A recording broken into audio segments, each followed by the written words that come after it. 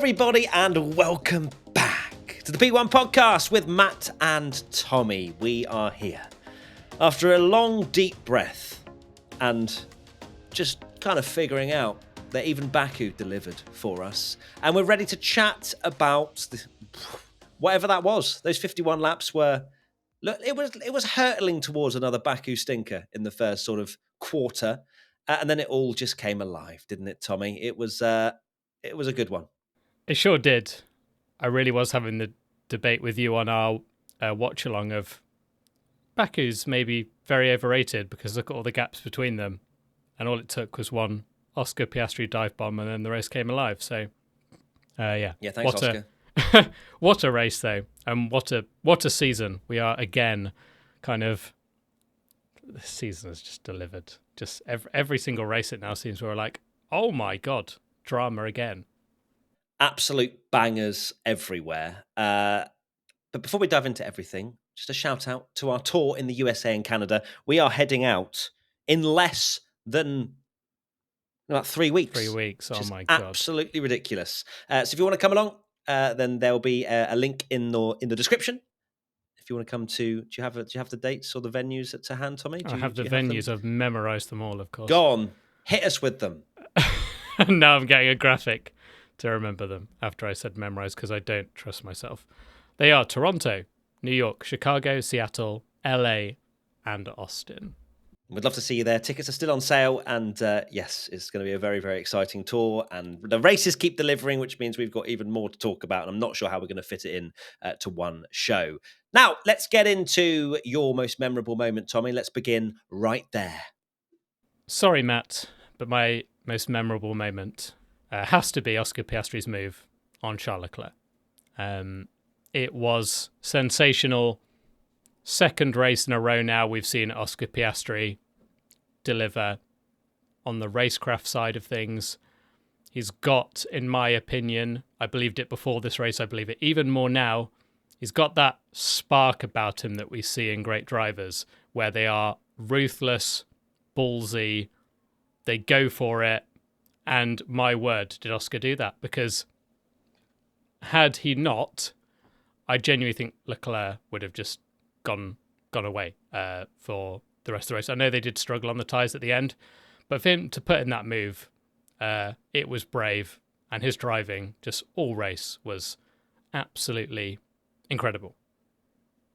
It certainly was. Yeah, look, I'm not going to take anything away from Oscar Piastri. He drove a phenomenal race. I thought it was curtains, and I probably shouldn't have in the first stint when Leclerc had a 5-6 second gap to Oscar, went a couple of laps longer, I think it was, than the McLaren driver. And then it all came together again. And then Oscar Piastri much better on the hard tyres, the McLaren much better on the hard tyres than Ferrari and Charles Leclerc. And it really did turn its head in terms of the pace that those two drivers had on offer. And Oscar, of course, making the most of the beginning of that stint, decently fresh tyres to make a move that, in the benefit of hindsight, kind of gutted that a defensive shape wasn't thrown. I'm not going to take anything away from Oscar's actual move. It was brilliant. You heard in the cool-down room that Charles was saying that it was he basically braked at the place that he normally brakes at, and Oscar just sent it in. Daniel Ricciardo-esque, let's say, and that's where Daniel made his name for being last of the late breakers and all that wonderful phrases. But yeah, it was a brilliant move. And of course, it was the race-winning move because after that, Charles couldn't get past. He had slightly less. He was slower. He had less speed down the straights, and so he just couldn't get close enough. It did require an Oscar Piastri dive bomb back for Charles Leclerc, but he never did that. Which we always thought he was biding his time. But it did look like he was biding his time. I think that is one of the most impressive things about Oscar's drive today, is that we've said it because that is what he was like at the start of the season and last season, that his biggest weakness has been his tyre management through a lot of his career, a lot of his very, very short career because he's not even finished his second season yet. And he was the one that kept his tyres in, and his defence on Charles as well was equally as brilliant as his overtake in the first place.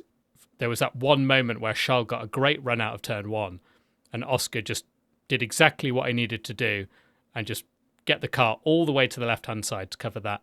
And he did it in such a way that it wasn't desperate or aggressive. It was just perfect defending. It was such a good drive. Like, really, really good. It was. We mentioned that his tyre wear was always the issue, but he's learning on the job, and I think his trajectory and how much he's improving is really something to behold for Piastri, because he always sort of faded in those later stages in a tyre stint, and he's not really seemed to show that in the last few races and a lot of this season. It's really impressive, and I think quite ominous actually for perhaps his teammate. And this is where a question comes in from @mict_. With Oscar's current trajectory, is this year Lando's only shot at a World Drivers' Championship? I think we're jumping the gun here a little bit. Of course, Oscar, as Sky keep pushing, is the driver with the most points in the last 7 races, and Oscar is improving race by race, as we say. I don't think we can take away from Lando's innate skill and talent as well, because Lando is a fantastic driver, and I think he gets unnecessary stick for things that have happened across this season in particular. But his chances of being a number one driver are slimming by the race, even for this championship, let alone future seasons as well. But Lando's had not the greatest delivery, let's say, in terms of since Miami. Of course, he won Miami, but then after that, we've spoken a lot about how McLaren haven't been able to take full advantage. But I think it's going to be one of the tastiest rivalries if they continue to be teammates for the coming seasons. Oscar versus Lando. Yeah, I think that could end in some serious fireworks. It really could. Probably unfair to say, is this Lando's only shot at World Drivers' Championship? Because he is still a great driver. But I think, from my side, if we were starting 2025 with these cars right now, who would I back? I would say Piastri, because, and I think it would be close. I don't think it's a case of like Lando's nowhere. It would be incredibly close between them. But I think the way Piastri is just improving every single race, the move he put on Lando in Monza, whatever you think of it, and then to do another move again. We banter about that statement graphic. It's a statement from Oscar Piastri with all the talk of should he let Lando win the race, and then he just wins the next race. Like, that's a statement, that is. To cut off any talk of kind of like, oh, is he going to let him through? Because he went and made sure that he won the race with a brilliant move, great defending. And if we go to Singapore, and we've already kind of had that talk of Oscar's not going to want to give up a race, I think you've got to think McLaren would be mighty around a place like Singapore. If Piastri is leading Lando again in Singapore and beats him again, does it get to the point where, and this is another debate about championship battle, but Oscar is going to be like, well, no, because I'm the one that's scoring the most points in the races now and on this great run. So it is going to give McLaren a bit more of a headache if Oscar is this good, because he doesn't, for him, from a selfish point of view, he doesn't want to go into a new season with the form that he's on now. He does not want to go into the new season with Lando being world champion with number one on his car and Oscar Piastri, regardless of whether, I don't think it will kind of affect him, but there will be this whole sort of narrative around, like the narrative will switch because Lando would have been champion. So yeah, it has to be. I think Oscar's trajectory is frighteningly good, and I really do think that it's going to be very spicy between the both of them. Yeah, it is. I think as well, Lando's going to be counting, I'd say, tiny bit of lucky stars that Sainz and Perez came together at the end of that race, because it just kept the gap between Norris and Big Piastri enough, healthy yeah. enough that he still has an argument to be backed in the World Championship. He's 32 points ahead of Oscar. Although I did read about 20 minutes ago that McLaren are under investigation for an infringement in the pit lane or something, and that With also who? Max is Lando? it just said Oh, McLaren, and then also that Verstappen might have overtaken under yellows during the VSC. So I don't know championship back. how much. I don't know how much is going to come from that, or whether there's any truth to that. But I did just see that on social media before we started the podcast. So perhaps things will change once again. But right now, it's 32 points that Norris is ahead of Piastri, which I would say is still an argument for Lando to be backed with 7 races to go, because he is now 59 points behind Max Verstappen. So it's coming down. It is coming down. Let me just make sure I've done that. 46 plus 13. Yeah, it's definitely it's 59. So it's I can't believe that we're actually coming out of this after qualifying and seeing that Norris has indeed closed the gap to Max as well, despite everything that went on. Yeah, I think if you watch the qualifying podcast, I did say the very same thing, that the points are handed out in the race, and we've almost had the opposite of what happened in Monza, where you go, oh, this is this is Lando's chance to make a massive inroads on Max, and it didn't happen. Turn back, and now it was like, oh, Max is going to extend his title lead now, and it's not happened. The points handed out in the race. What I would say is, it's not still not taking inroads of it, but I think we're going to talk about the championship later, so maybe I'll save it for then. But okay, yeah, not a big amount of points, is it still? Unless Max gets disqualified, of course. yes, we shall see. We'll keep an eye out for that.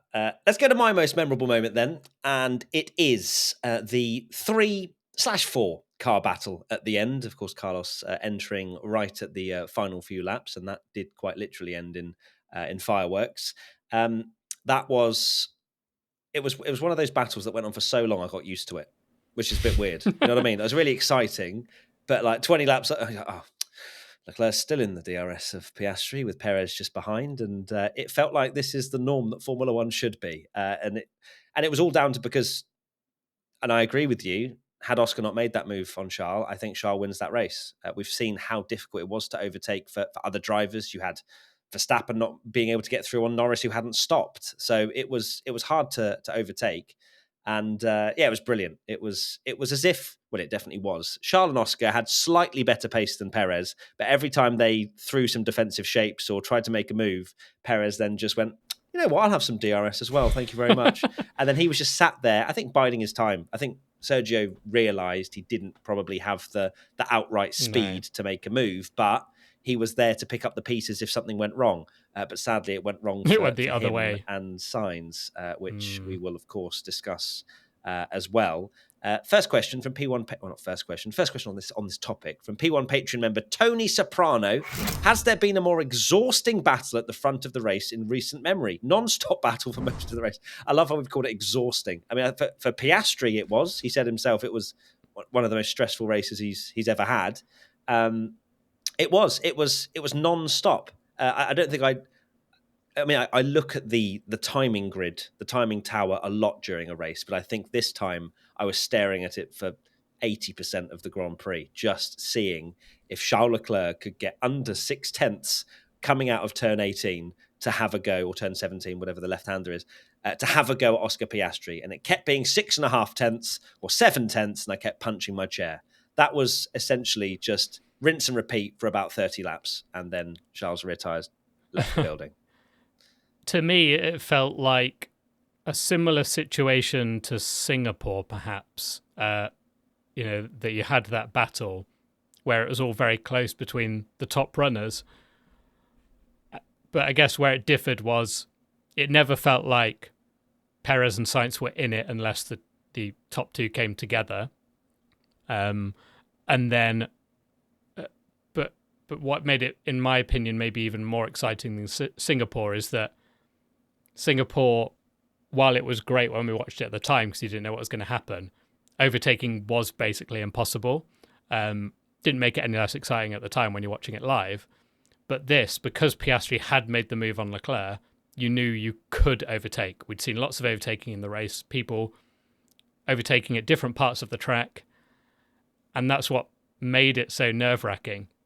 And we did have moments, like we said at the start, of Charles really on the back of him and going for it. But yeah, every time, it was a very weird scenario where every time Charles did make that move, it was like, oh, Perez is in DRS now.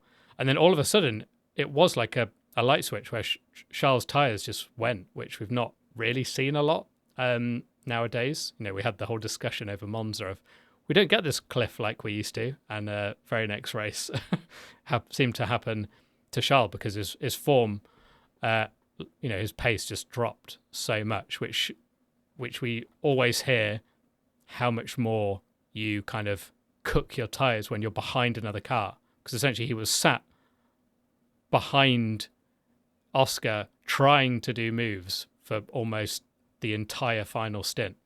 So no wonder kind of his tyres overheated and lost everything. Yeah, Oscar forced his hand. I think with that move, Oscar, of course, won the race, but it caused the Ferrari of Charles Leclerc to push harder than he wanted to. You remember on the team radio, he was saying, well, these guys, I don't know how they're going to keep up this pace is for crazy this long. Or something, yeah. Whereas had he just been leading from the front with the clean air, I think it would have been a completely different story. So Oscar forced that hand, and it was a brilliant decision to do that, because at the end of the day, Oscar realised if he just sat in second place, Charles probably got this one locked down.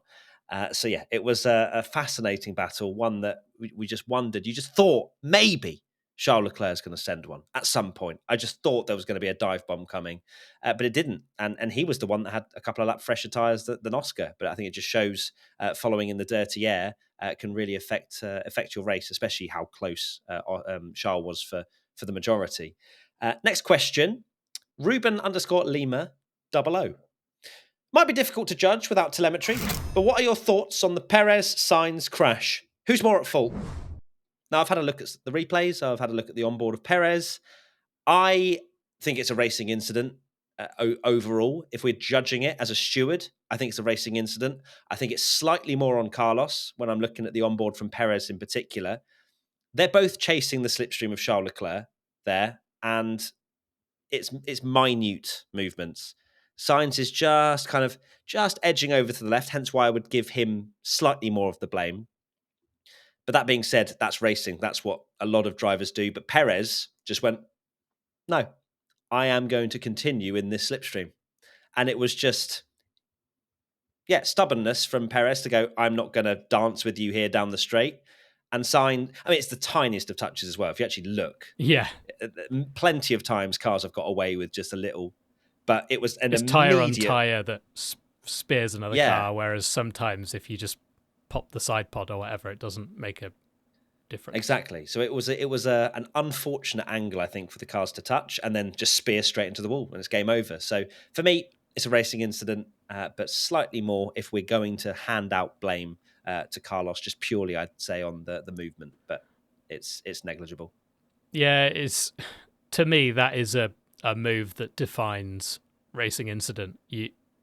Nowadays, maybe it's just social media and fandom and all this kind of stuff that everyone jumps on a driver and has to blame someone, but sometimes it is literally just racing, and it's two drivers that aren't giving an inch to each other. And like you say, they're both chasing Leclerc's slipstream because they know that's going to be important in the run down to the straight. And, you can say, oh, Perez maybe risked it for staying there, but then Sainz risked it for staying there as well. So I can't judge it between the two. For me, it's just a racing incident because it's just two drivers racing incredibly hard and neither wanted to budge, and it went over the line.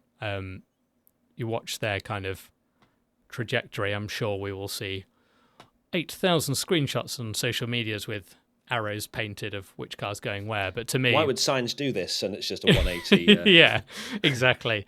But They're both just driving in a straight line, hoping the other one will be scared and think, oh, I probably should move over a little bit, and neither of them did, so they crashed.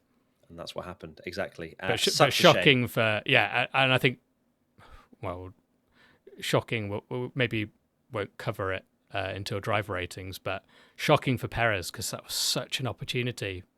He was going to get on the podium. We'll cover it now because I would say that I feel quite a lot of sympathy for Perez, who had finally a brilliant race, an amazing race, and it all ended in tears right at the end. And I think you could tell as well the sheer frustration from Perez of finally getting a result, putting 20 seconds, or it would have been more because Max pitted, on his teammate, and just a slight building block into the confidence for him. And I hope he still can take confidence from this. I really hope, as much as my common sense says maybe this is just an outlier just because he's very good at Baku. But for his sake, I really hope that moving on into Singapore, which wasn't great for Red Bull last year, that he can build on this, because it was a brilliant weekend from FP1 all the way through to a few laps from the end. Yeah, maybe I see this differently to other people, but we had a lot of questions. I noticed on social going like, surely is this the end for Perez now? And I was kind of like reading them going, that is not the conclusion that I get from that. My conclusion from that race was finally Perez has had a really good race and then just got unlucky in a 50-50 collision. If anything, Red Bull would take a lot more happiness from Perez's performance in that race than him just finishing P8. And being nowhere on pace, because he was doing a great job. And it is just racing that, I don't think Red Bull care about the constructors. They'll say they will, and the employees will, of course, but from a brand point of view, they want the drivers, and I don't think they're going to just want to cling on to that lead that Max has, and make sure that he stays ahead, because they're not going to win the constructors now. No chance. So what you're actually saying is that Perez played the team game there to get Verstappen 2 more positions. Well, maybe, yeah. Yeah, exactly. Team orders. We're the whole race, we're like, oh, Perez can't give team orders to the car in the middle.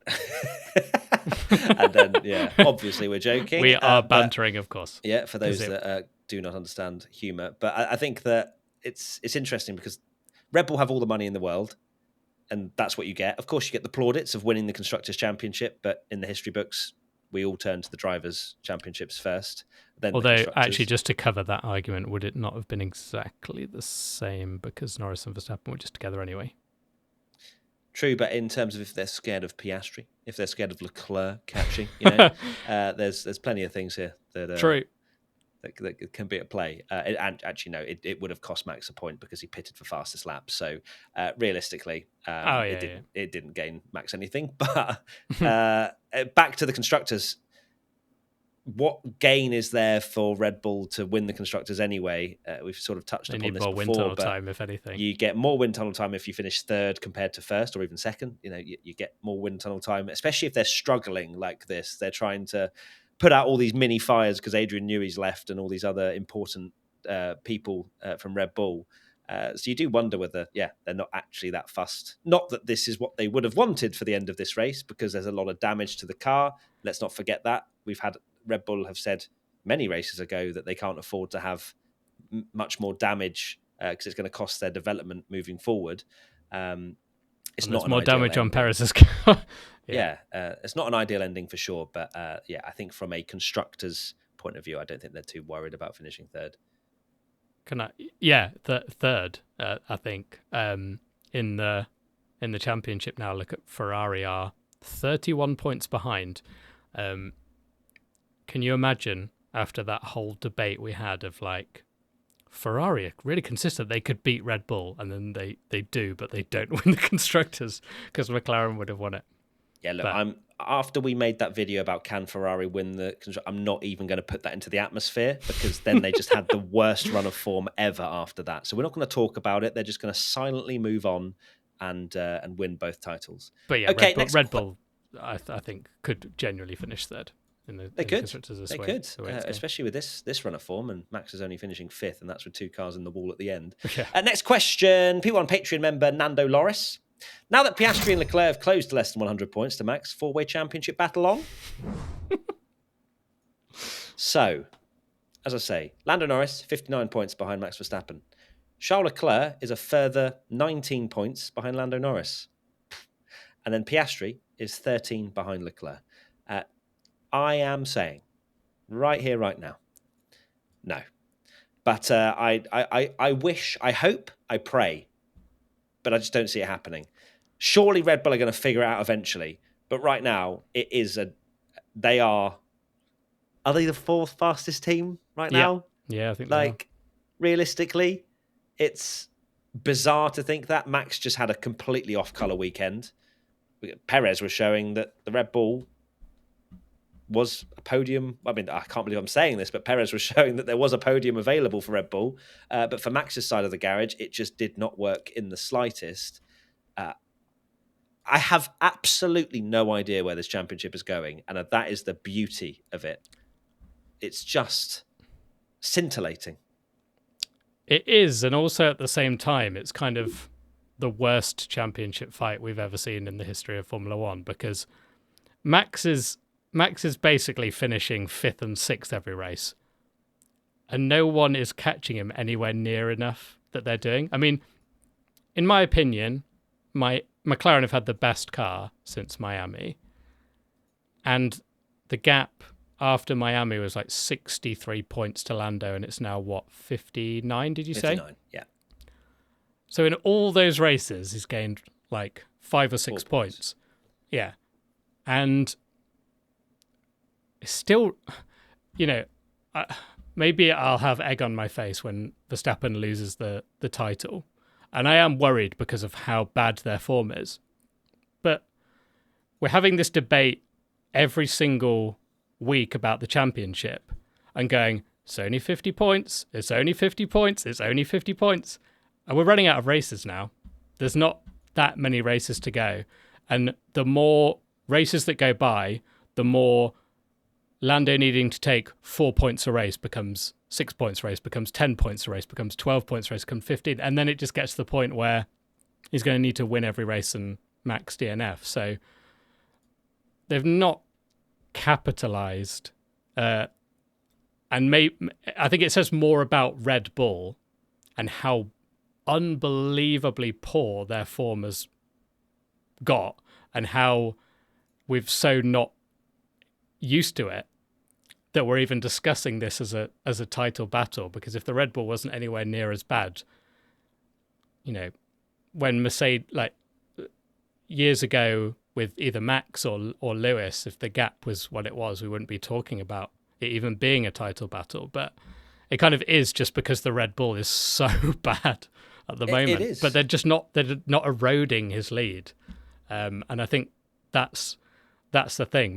Max's form since Austria is 5th, 2nd, 5th, 4th, 2nd, 6th, 5th. That is not World Championship winning form at all. He's had 2 podiums in 7 races, let alone not winning in 7. Yeah, but exactly. He's had 2 podiums.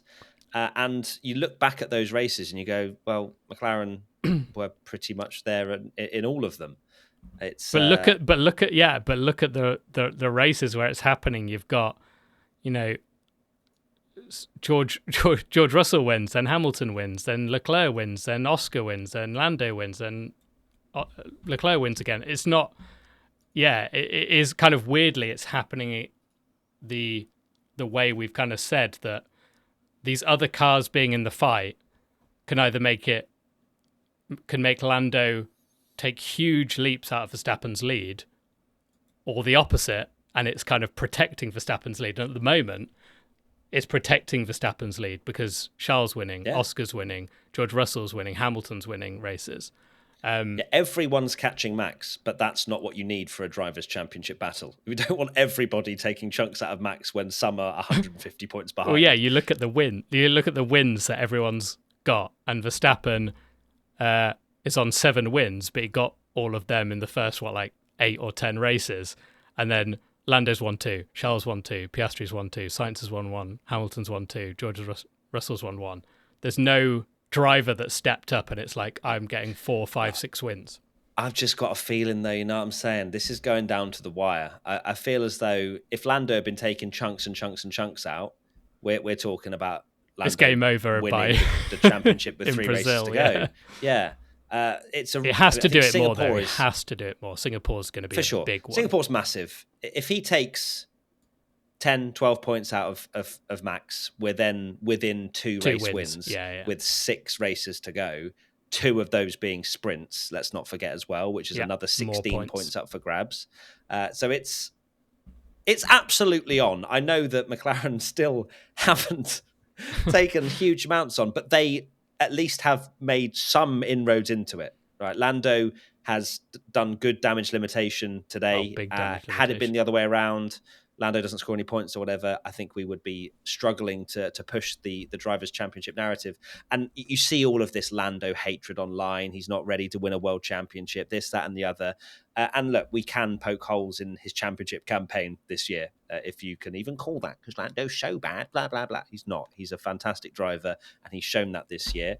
But he has also had mistakes, and McLaren have made mistakes. But he is close enough to still mount a championship challenge with 7 to go. There is no denying that, is there? With McLaren's form and Lando, if he gets back to qualifying well and trying to not lose a position at the end, which he has now broken that streak, he has now gained positions at the start this year. So he should win the World Championship. I know that's really puts a lot of pressure on him, but he should win the World Championship. You look at the gap in the Constructors' title that McLaren have gained 115 points, I think it was, since Miami on Red Bull, shows that McLaren is capable enough. And Miami was only what race of the season? 1, 2, 3, 4, 5, 6 races of a 24-race season. Plenty of races to have been able to do it. And yeah, there's still quite a lot of, well, there is a hell of a lot of points available. Just need to be making big inroads. And what do you do as McLaren now? It's even worse. It's an even worse situation for them because Oscar's taken more points out of Lando. I know that it is still, and people just get cooked online for any opinion, right? But as a team, you still need to back Lando in this point. If you say, Lando, Oscar, you just do what you want, you're not going to win the Drivers' Championship. You're just not. But Lando is within, not touching distance, but he can see it with sort of reasonably good binoculars. He can see Max Verstappen in the championship. 59 points is assailable. It is not impossible. Oscar, it's still a very long way for him. And that's where McLaren are going to have these difficult conversations. But they, as a race-winning team, and you just look throughout the years, you have to do it. Don't you? Even at this stage, I know that Oscar's on an amazing run of form. He's got more points than anyone in the last 7. If we had 15 races to go, let Oscar cook. Yeah, 100%. But we don't. Yeah, it's 7. Yeah. Exactly. Okay. Very true. You know what Lando needs to do? What? Win. Close his eyes and just picture Andrea on his shoulder. That's what he needs to do.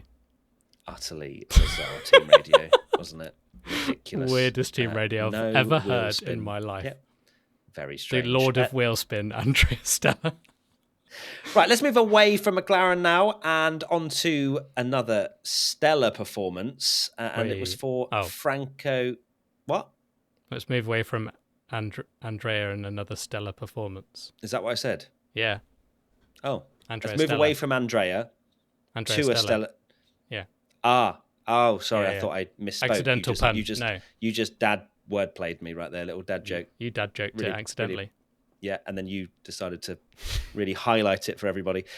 Okay, let's move on to another question, to a stellar performance, not Andrea, but Franco Colapinto. And the question is from your English fan. Any chance Colapinto sneakily jumps into contention for the second Sauber seat? We get very excited, don't we, as Formula One fans? And I think I've learnt my lesson after Nick de Vries's Monza performance that we can't get too excited. However, Baku, a much bigger challenge, and Colapinto was brilliant. He absolutely was, and he should be incredibly proud of himself for how he drove in that race. He was falling away a little bit when we were kind of concerned maybe he might just miss out on a point or that sort of stuff. But it was strong, and he ended up finishing in 8th. 8th place. He's got 4 times the amount of points Logan Sargeant ever got at Williams, and it's his second race. Unbelievable. It's phenomenal. It is. But back, sorry, just quickly, the second Sauber seat. Let's not jump the gun with this. I think if he continues this run of form, very decent in comparison to Albon, he's 100% on the radar of Formula One teams. But is it too late? Have Sauber already signed someone they've just not announced? We don't know. There's a lot of behind-the-scenes goings on that happens. But Colapinto's not doing anything against his chance to get a Formula One seat with these kind of performances. From Sauber, just to cover the Sauber question off, I think that's going to be incredibly difficult. Franco Colapinto is, of course, a Williams development driver. There are drivers doing a great job in Formula 2 as well. There's so many drivers that could jump in for Sauber now that there's very open, but I think Williams will desperately try and hang on to Franco Colapinto. Do they end up with a Liam Lawson situation with Franco Colapinto if he is absolutely cooking at the end of the season and has nowhere to go, which would be a real shame because he's been given this opportunity and you can't take anything away from him. We've been saying every single driver ratings for 2 years that Logan Sargeant, all he needs to do is just have a strong race and finish behind Albon and be on there or thereabouts. And that is what Colapinto has done in 2 races. He did a great job in his first race. We all said, oh, it's just Monza though, remember? Williams really good at Monza. And yes, Williams were really good at Baku again. But Colapinto outqualified Albon and then was on the back of him at the end at a very, very difficult circuit. And it's, a sensational job. Amazing stuff. It's just going to be really difficult for him to get a seat because, of course, Williams are locked in with those 2 drivers. But he's got everything to gain, I guess, like we said. Like there's weirdly not pressure on him to perform. And he's just doing an unbelievable job, and it's really, really good to see. It certainly is. He can be very happy with his performance, and will it be the age-old problem in Formula One of not enough seats for talented drivers? Yeah, probably. Maybe, I think so. But he at least has a track record now. He has something to show teams and be like, well, look, I did Baku where, well, not even arguably, definitely he performed better at Baku than he did in Monza. And it's very easy to make a mistake. Of course, he did have that crash in practice, but he bounced back and scored 4 points. So I think Williams can forgive him. The only thing I won't forgive him for is dropping Logan Sargeant to P21 in the championship. Despicable behaviour for our P20 merchant there. No, that was you said that. Okay, next question from P1 Patreon member Sophie. How do we petition to push back the rule change a year? We deserve this at least 1 more year. I mean, we do. It's 2025. It's not changing it. We do have an entire season of what we're currently experiencing next year. It's happening. So unless, and there had, of course, been murmurs about the rules being horrendous, which I think is still potentially a thing. But whether or not they will delay the rules, I'm not sure, because there's a lot of reasons why they're bringing in 2026 and sustainable fuels and everything else. But we look, let's just enjoy it. If 2025 was the new rules, I would be absolutely fuming. This is like 2021 when we then had 22 come in. That was the problem. But we have 2025. We have Hamilton going to Ferrari. We have so many storylines into a season that looks like we could have 4 teams challenging for the championship. I mean, sign me up. Where do I sign? Because we can get excited for that at the very least. What a crazy scenario we find ourselves in when there was that initial talk of the 2026 rules being delayed to 2027. We'd had Max Verstappen winning pretty much every race again, as going, oh no, why? We don't want this. We've got dominance. We were praying the new regs to come in 2025, I think, at the start of the season. We really were. Yeah, exactly. And now we're going, oh my God, please push them back. And it is frustrating. Unfortunately, it happens with Formula One, that if they just left the regulations alone, everyone would catch up. The budget cap maybe is starting to come into place and doing a good job. But we finally got what we wanted in having 4 teams fighting for victories and not knowing who's going to be the best. So it is a shame. I personally don't like that Formula One really just kind of like, and unfortunately that is what Formula One is, and there are a lot of people saying that I shouldn't have this opinion, but that they kind of bend over backwards for road car manufacturers, and it's all about like pushing the technology, because that is what Formula One is. But for me, I want to see good racing, so it kind of is annoying that we're taking that away from what is essentially going to become an engine formula. But you never know, we might jump into some new regulations, and we have had regulation changes before where we've had a fantastic season next. Like, look what happened 2010 when, you know, they got rid of Bridgestone Pirellis,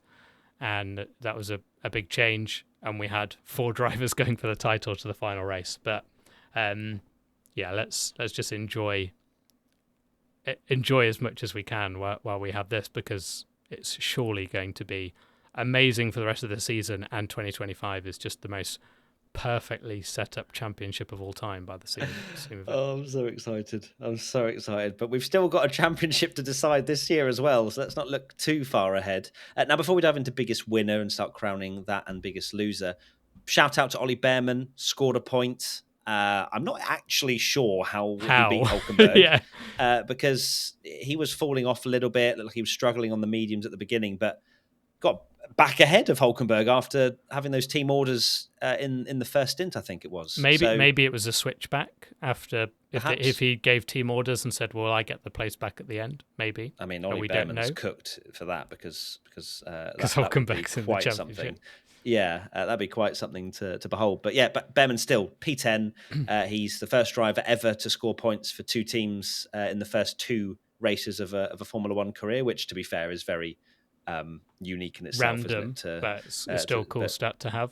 But quite the stat. But yeah. Ollie, I think, had a great race. He did, and finished ahead of Nico Hulkenberg. That, let's not forget, had a great season. And when we did our mid-season drive ratings, everyone was saying that Hulkenberg should have been 2nd or 3rd in the driver ratings. So, and now everyone's going, how good was he actually? Ollie Behrman's just come in and been as good. Behrman's amazing job. It's great to see Colapinto and Behrman doing a fantastic job, and it just shows that last year there are so many good drivers waiting to come into the sport, and not enough seats. Andretti again, but we need more seats, more young talent coming in, because there are so many people waiting in the wings to do it. And it's awesome from Behrman. Again, completely justifies, if it wasn't justified already, Haas's decision to go with him next year. Amazing job, and almost beat Hamilton. Almost, like, his first 2 races have been on the road, like him racing Lewis Hamilton, which is quite a mad thing to say. Imagine telling him, who probably grew up as a kid watching Hamilton winning world championships and stuff. Crazy. That's very much diving into the deep end, isn't it, with Behrman for his first couple of races, racing Lewis Hamilton. Okay, let's go to biggest winner then, shall we?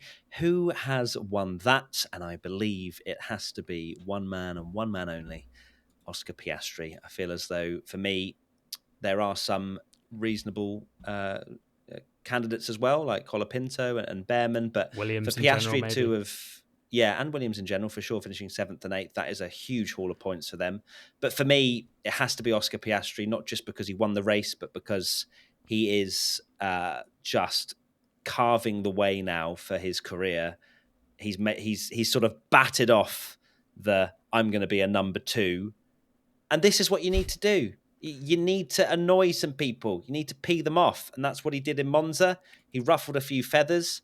And then Lando had the Q1 incident with the yellow flags and not being able to qualify well. And Oscar took that opportunity with both hands, drove unbelievably well. He is going to be a force to be reckoned with in the coming years. I'm very excited to see how Oscar continues to develop. But yeah, he's my biggest winner. Yeah, it's got to be Oscar Piastri. Like you say, he's all those questions about team orders, are you going to be a number 2? And he's just sat back, put some sunglasses on, and gone, peace. F the I'm gonna, haters. screw you. Deal with it. Unbelievable drive. Would shout out, of course, Williams as well, doing a great job, but I can't really give it to them because they've got a big chunk of points, but they're not really racing anyone. Amazing actually from Haas to get another point. They are only, and RB have fallen off a cliff. Haas are 5 points away from taking RB in the championship. Wow. To finish 6th is wow. That is that would arguably be the biggest good surprise of the entire season. Yeah, for sure. And nobody saw that one coming. Biggest loser, Tommy. Why don't you hit it? Not. It's a difficult one because it's how you see it. Because I think Perez is really unlucky, but can I call him a loser when he was gonna essentially he drove a really good race and he's kind of got screwed over in a 50-50 incident. I am going to say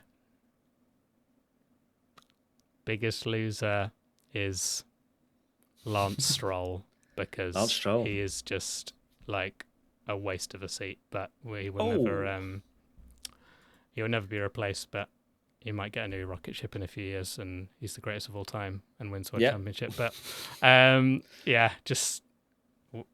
think maybe Stroll because he's the only one that's really made a big error the whole race. Yeah, fair enough. Surprising, not a huge amount of losers in that race, really. No, my biggest loser is gonna be RB are a good candidate because they are finished. I should have really gone for biggest winner. Sauber for finishing 14th and 16th and they should be not being 12 laps down. Shouldn't they? No, I mean... No, they shouldn't, but how have they not got a point still? Yeah, that's true. That's just Formula One. Apparently nobody retires. Nobody retires. Anymore. No safety car again. No biggest loser, the safety car driver who has no job now. Okay, gosh. My biggest loser. This is really doing me in. Tsunoda, because he didn't make another ending to a race. The guy cannot get any kind of luck at the moment because he keeps getting punted. That's my biggest loser. Now let's go to our predictions that we made and see how we did. It's 39 all. It is close. We are side by side coming out of turn 2 in Azerbaijan. How is this going to end? Biggest good surprise. So I went for Sergio Perez, and it's still... Are you shaking your head? Yeah, he crashed. He didn't score any points. No, but... It's a great drive, but it's been undone. Sorry, but... That is robbery. That is broad daylight disgustingness from you, Tommy. Well, we are Michael Massing this title, so... No, stop saying that, because then people won't be so invested in it. We can't constantly say that. I have to argue my point here. Perez outqualified Max Verstappen, and you said in Monza that deserves a point on its own. So I know exactly how you feel about this. Yeah. And Perez was beating... he was chefing Verstappen by over 20 seconds. And he crashed. He was going to get a podium. Sainz had a slightly more part to play in the racing incident. Side. That's crazy. I think you can't. Chat. I don't know. I'm saying chat. This is not live. Please, if you're watching this on YouTube, please back me in the comments and overthrow Tommy's reign. Okay, that's a TBC. Yeah. Well, yeah. Come on, please. If you don't back me in the comments, Tommy will give me no points for that, and I think it's disgraceful because Perez was unbelievable. Okay, yours. I went for Yuki Tsunoda, and he finished dead last. He didn't finish at all. Yeah, he didn't finish at all. And I'm really annoyed as well because, if you listen back, I nearly went for Colapinto and then bottled it. And that would have been a great shout. But alas, what a shame. So no points for me. I'm not even going to argue that one like your chance. Oh, he beat his teammate in qualifying, so...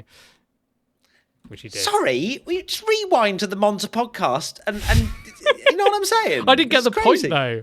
I know you didn't because I was arguing it. Anyway, but I know that you feel that way. Anyway, okay. Biggest flop. I went for Lance Stroll. That is, that Enjoy the came money. in big time. Biggest flop cashing back in for me and for you, Tommy. I went for Max Verstappen, which is a definite flop. P5? P5, yeah. P5 Finished only lost. 1 minute and 17 No, seconds don't get off the baited lead. by that. That's the virtual safety car. I know. Don't you dare get baited by that. Finished behind Norris, who started. I can't believe Finished I'm ahead of his arguing teammate. against my favourite driver to be terrible for the sake of a predictions championship. But that was not a Max Verstappen. Like, when have we ever seen since probably 2022 Max not on kind of beating Perez on Max pace getting and stuff? cooked He's really by Perez, and yet I don't get biggest good surprise for well, Perez. because he That's didn't wild. finish, did he? Yeah, that's fine. But biggest good surprise. It was very surprising. Every single moment of Perez's weekend was surprising in one way or another. Okay, pole position. I went for Charles Leclerc because I know wheel. Thank you very much. I went for Lando Norris, and he was pretty close. He started his grid position started with a 1, so I'd say that's a P1. Really, that's okay. That's a stretch. And then our top 3 in third position, I went for Oscar Piastri. No. P3, I went for Charles Leclerc, which almost could have happened without the contact, but no. Second position, I went for Charles Leclerc, which, I mean, I thought I'd be happy with that, predicting it, but I'm devastated that I actually get a point for that, which is really quite upsetting. I went for Oscar Piastri in P2, and he did not finish P2. No, he did not. I went for Lando Norris P1, and I'm never predicting Lando Norris to win ever again. I'm just not. It just never happens. So yeah, very true. Watch him win Singapore now. Yeah, I also went for Lando Norris to win the race, which he did not. Okay, then our one crazy prediction, I went for Zhou finishes within 15 seconds behind Bottas. He actually beat Bottas. No. You said the word behind Bottas. No. That changes everything in my opinion. That's crazy. No, that's crazy. I backed the lad. I even listened back to the podcast to make sure you said behind instead of. If it was finishes within 15 seconds of Bottas. Yeah, I said of. Come on. No, you said behind Bottas, and he didn't finish behind Bottas. So there's no way I'm not scoring for biggest good surprise and backing Zhou, and it's backfired. There's no way in hell this is happening right now. I'm shocked. Well, and then you're going to cash in your stupid little prediction. Go on. Yeah, Norris doesn't lose a place at the start, which well he did done. not. I'll be happy with the money. Yeah, well done. Please tell me we are not matching. This is crazy. We're not. You're ahead. Am I ahead by a point? That's wild. 2, I think. 2. Wait. So I scored. No. Well, Perez is TBC. Yeah, we 1. both scored for that 1. Yeah. Oh my god. Okay. Yeah. So Perez That's crazy. Score. I should be 3 points clear. That's wild.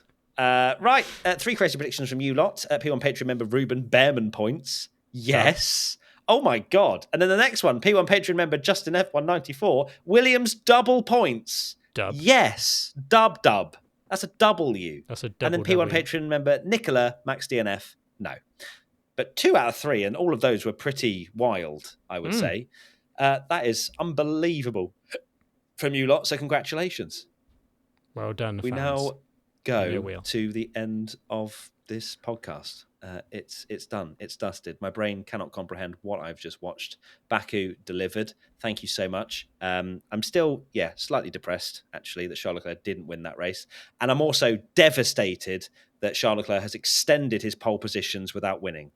So my crazy prediction of Charles getting more wins than poles is now... in the mud, yeah. This is the only one I think he can be slandered for in terms of not converting his pole to a win, chance, because there was a chance. Like, his car was there to win. One of very few that he's actually had a car to win from pole position, I would argue. But either or, Tommy, what are your final thoughts, please? Well done, Baku.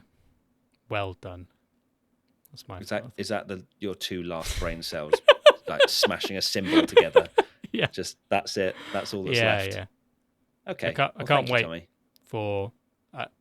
To be honest, I'm just hyped for drive ratings because Zhou Guanyu has delivered, and this is the moment we've dreamed of for so long for the Zhou Guanyu hype train.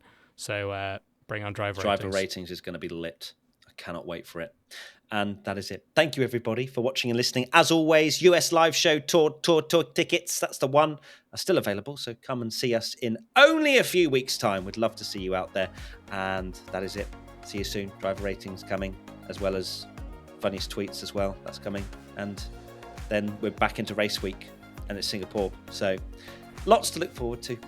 Lots of love. Sweet dreams. Keep pushing in the gym. Take care. Bye. Goodbye.